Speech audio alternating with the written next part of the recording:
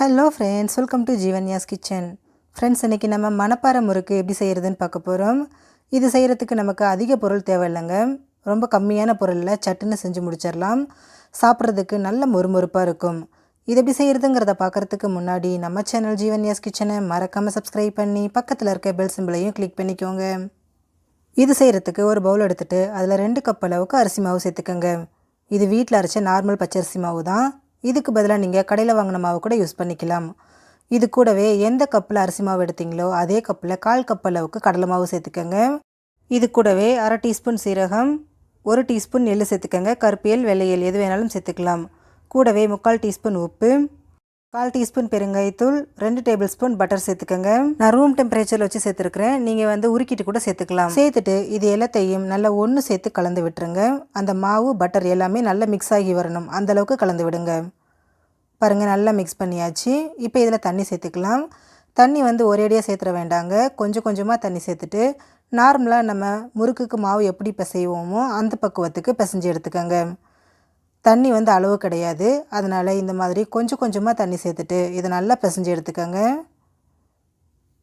பாருங்கள், நல்லா பிசைஞ்சாச்சு. மாவு இந்தளவுக்கு விரல் வச்சு அழுத்தினா நல்லா சாஃப்டாக இறங்கணும். இந்த பக்குவத்துக்கு பிசைஞ்சிக்கோங்க, சரியாக இருக்கும். இப்போது இதில் இருந்து கொஞ்சமாக மாவு எடுத்துகிட்டு நார்மலாக நம்ம சிலிண்டர் மாதிரி உருட்டி எடுத்துக்கோங்க. பாருங்கள், இந்த மாதிரி உருட்டிக்கோங்க.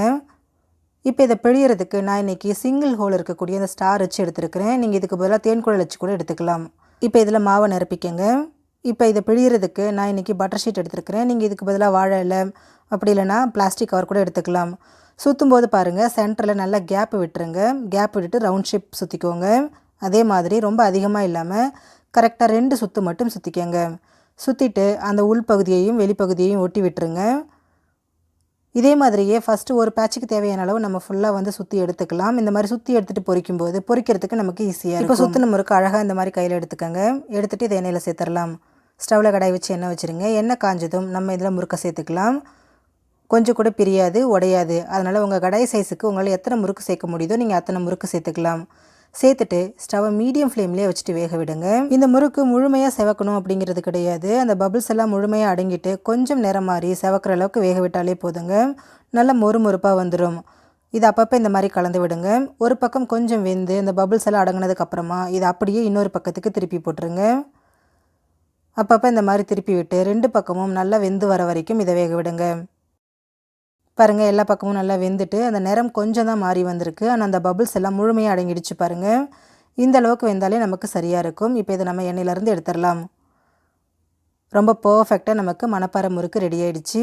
ஃப்ரெண்ட்ஸ், நீங்களும் இந்த ரெசிபியை ட்ரை பண்ணி பாருங்கள். எல்லாருமே விரும்பி சாப்பிடுவாங்க. ஃப்ரெண்ட்ஸ், இந்த வீடியோ உங்களுக்கு பிடிச்சிருந்தா லைக் பண்ணுங்கள். உங்கள் ஃப்ரெண்ட்ஸ் அண்ட் ஃபேமிலி மெம்பர்ஸோடு இந்த வீடியோவை ஷேர் பண்ணுங்கள். நம்ம சேனல் ஜீவன்யாஸ் கிச்சனை சப்ஸ்கிரைப் பண்ணி பக்கத்தில் இருக்க பெல் சிம்பிளையும் கிளிக் பண்ணிக்கோங்க. அப்போ தான் நான் போடுற வீடியோஸோட நோட்டிஃபிகேஷன்ஸ் உடனுக்குடனே உங்களுக்கு வரும். தேங்க்யூ.